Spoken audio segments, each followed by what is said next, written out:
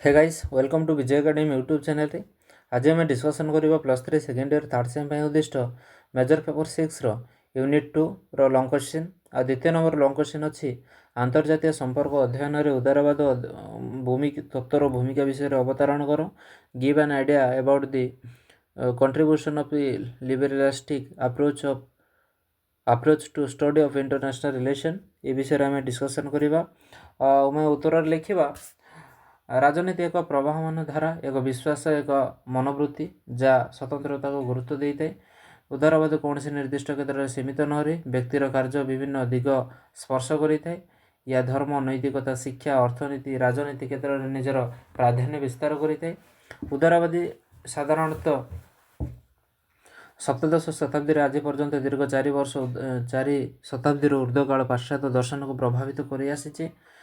ऊनविंश शताब्दीर प्रारंभ में उदारवाद तत्वर प्रसार यूरोप महादेश में देखा मिलता। षोडश शताब्दीर राष्ट्र व्यवस्था धार्मिक प्रभाव सामंतवादी क्षमता विरोध प्रतिक्रिया स्वरूप उदारवाद उद्रेक होता।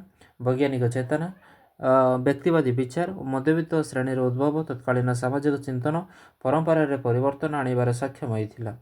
सार्टरी मतरे अति सरल भाषा उदारवाद होउछि व्यक्तिर स्वतंत्रता न्यायिक प्रतिरक्षा और सांविधानिक राष्ट्र तत्व और वास्तवता।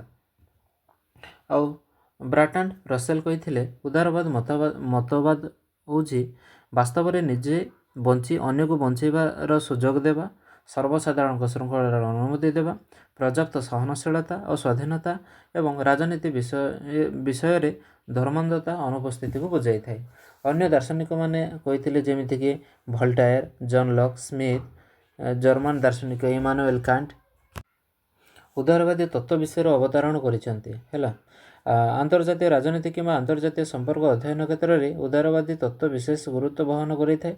आंतर्जातीय संपर्क 3टी नीति को गुरुत्व देता है जहाँकि उदारवादी तत्वर विश्लेषण कर जमीक प्रथम नीति हूँ आंतर्जातीय राजनीति क्षमता राजनीति ग्रहणयोग्य हो न थाए केवल देशर निरापत्ता एवं युद्ध पर व्यवहार कराए अन्य राष्ट्र प्रभाव विस्तार नुहे। सेकेंड नीति हूँ उदारवादी तत्व राष्ट्र मध्य सामूहिक स्वार्थ साधन करने एवं आंतर्जातीय संपर्क स्थापन पर प्रेरणा देता है। थर्ड नंबर नीति हूँ आंतर्जातीय संगठन मानकर भूमिका एवं बेसरकारी संस्था मानकर आईन प्रणयन में गुरुत्वपूर्ण भूमिका रहा विधेय। आउ उदारवादी चिंताधारा विश्वास करे राष्ट्र मध्य सहयोग बढ़ाइबा क्षेत्र में आंतर्जातीय संस्था मानकर भूमिका गुरुत्वपूर्ण अटे। या मध्य परस्पर राष्ट्र मध्य सहनशील निर्भरशीलता बढ़ाइबार सहायक होता है। उदारवाद मध्य कूटनीति माध्यम राष्ट्र मध्य संपर्क स्थापन सपेक्ष जुक्ति उपस्थापन करें।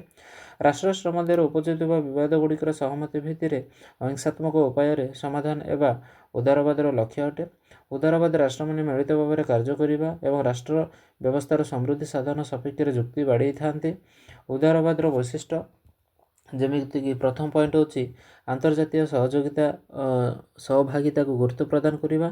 द्वितीय हूँ केवल सामरिक शक्ति को राष्ट्र क्षमता भाव ग्रहण नक अर्थनैतिक और सामाजिक क्षमता को विवेचना करने। थर्ड हूँ विभिन्न राष्ट्र में भिन्न भिन्न जातीय स्वार्थ रही है। फोर्थ हूँ आंतर्जातीय आईन और संगठन मानक राष्ट्र व्यवस्थार सहयोग विश्वास और समृद्धि बढ़ाइबार सहायक होता है। 5 नंबर पॉइंट हूँ उदारवाद व्यवस्थावादी तत्व को विश्वास करे ना कारण या क्षमता संचालन को विश्वास करे। अंतर्जातीय संपर्क केवल क्षमता हरण प्रभाव विस्तार और राष्ट्र व्यवस्थार सामरिक क्षमता वृद्धि को अनुसरण करने उचित नहीं। या देश देश मध्य सहयोग और सहभागिता को विश्वास करे। 6 नंबर पॉइंट हूँ अंतर्जातीय संपर्क मध्य विशेष संगठन राष्ट्रीय सरकार को निष्पत्ति सामाजिक संगठन मानक भूमिका उपर प्रतिष्ठित होता है। 7 नंबर पॉइंट अच्छी उदारवादी तत्व एक शांतिपूर्ण विश्व व्यवस्था पीसफुल वर्ल्ड ऑर्डर को विश्वास करें।